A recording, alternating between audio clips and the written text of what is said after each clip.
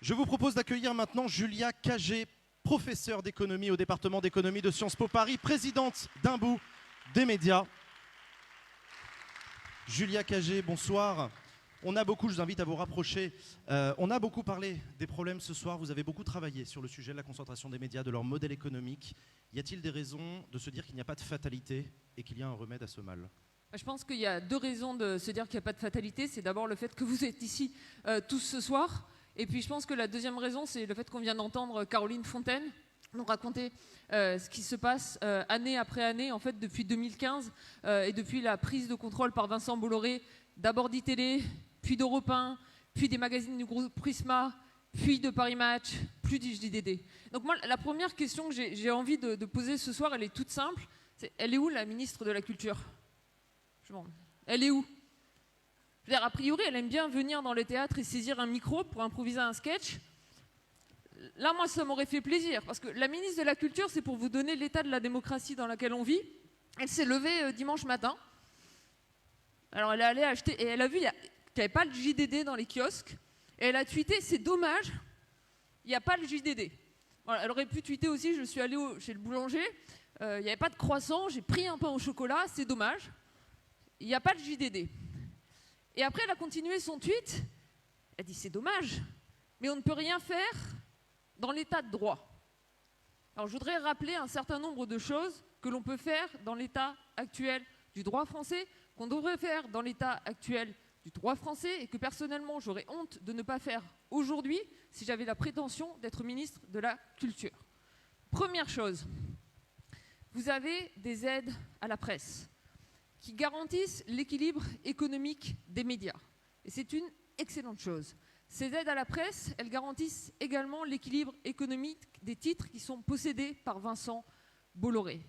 Aujourd'hui, il est nécessaire de conditionner ces aides à la presse. Proposition toute simple. Pour pouvoir bénéficier, alors on peut le faire techniquement pour la ministre de la Culture au cas où elle n'a pas pris de notes, donc pour pouvoir bénéficier de l'attribution d'un numéro de CPPAP, donc c'est-à-dire notamment de la TVA à taux réduit et des tarifs postaux privilégiés, pour pouvoir en bénéficier, il faut qu'un actionnaire propriétaire de son média donne la garantie aux journalistes qu'il puisse valider le choix du directeur ou de la directrice de la rédaction par 50% des voix. Voilà. Ça, c'est pas très compliqué. Hein. Et je vais même vous dire à quel point c'est pas compliqué. Jusqu'il y a 2 ans, parce qu'ils sont nombreux les combats pour les médias malheureusement, jusqu'il y a 2 ans, et jusqu'au combat entre Reworld Media et la rédaction de Science et Vie. Donc la rédaction de Science et Vie, finalement, ils ont dû quitter Science et Vie, et heureusement, ils ont eu la chance de créer un autre média, Epsilon. Jusqu'il y a 2 ans, pour avoir les aides à la presse, il n'y avait aucune conditionnalité en termes de nombre de journalistes. Donc vous pouviez être un média, bénéficier de la TVA à taux réduit et avoir 0 journaliste. Bon. Ben, on s'est réveillé, alors un peu tard, hein, je pense que la plupart d'entre vous vous étiez dit peut-être que dans les années 70, 80, 90, on avait pensé à l'idée d'avoir un journaliste pour bénéficier des aides à la presse. On s'est réveillé tard, mais on l'a fait. Voilà, il y a eu ce changement législatif qui a été fait, il y a eu une mission flash qui avait été donnée à l'époque à Laurence Franceschini, qui a dit voilà comment on va le faire, c'est passé dans la loi et aujourd'hui vous ne pouvez pas bénéficier des aides à la presse sans avoir de journaliste. Ben, demain, il pourrait y avoir une mission flash, à vrai dire il n'y a vraiment pas besoin d'une mission, hein. C'est une ligne de loi et on conditionne l'attribution des aides à la presse et là c'est à minima, hein, à la validation par le directeur ou la directrice de la rédaction, non, à la validation par les journalistes du choix du directeur ou de la directrice de la rédaction. Puis on va aller un tout petit peu plus loin, on va quand même faire pareil pour l'attribution des fréquences audiovisuelles, hein, notamment CNews, parce que pareil, tout à l'heure, on mentionnait Vincent Bolloré, CNews, le rôle de l'Arcom. Aujourd'hui, vous avez des contrats qui lient les éditeurs, ce qu'on appelle les éditeurs des chaînes, en l'occurrence Vincent Bolloré, ça lie les éditeurs à l'Arcom. Dans ces contrats-là, aujourd'hui, vous n'avez aucune mesure en termes de gouvernance démocratique des médias. Et ça, c'est pas normal. Donc on a 2 outils entre les mains. L'attribution des aides à la presse, l'attribution des fréquences audiovisuelles publiques, il est quand même facile de s'en saisir. Et je veux juste finir en disant un tout petit mot, parce que ça fait plaisir de voir qu'il y a aussi des politiques dans la salle. Engagez-vous sur ces questions, encore plus que jusqu'à présent. déposez des propositions de loi, déposez des projets de loi, saisissez-vous de vos fenêtres parlementaires. C'est pas très sexy de faire des propositions aujourd'hui sur l'indépendance des médias, pour la raison que rappelait tout à l'heure Christophe Deloire, le baromètre de la presse, les journalistes ne sont pas très populaires.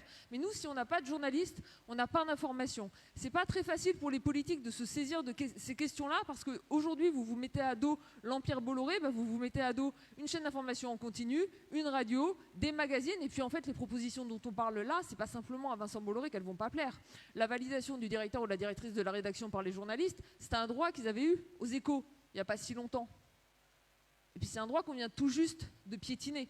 Donc aussi à tous les politiques qui sont là, liez-vous les mains par rapport à cette question, utilisez vos fenêtres parlementaires, posez des projets de loi, mettez en place une réforme ambitieuse des aides à la presse.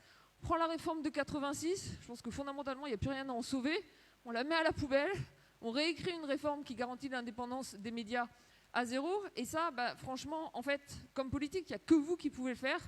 Comme journaliste, je pense que là, les journalistes, ils font quand même largement leur boulot, parce que tous les journalistes qui sont ici, dans la salle de Paris Match, du JDD notamment, Caroline, elle nous racontait le système, en fait, c'est leurs postes qui sont en train de mettre en péril pour défendre la liberté de nous informer. Et donc, c'est aussi aux politiques de prendre leurs responsabilités. Et franchement, Madame la ministre de la Culture, cette réforme, elle est simple à faire, elle n'est pas compliquée, ça ne prend pas beaucoup plus de temps que d'écrire un tweet. Donc, s'il vous plaît, contre Bolloré, agissez. Merci. Merci, Julia.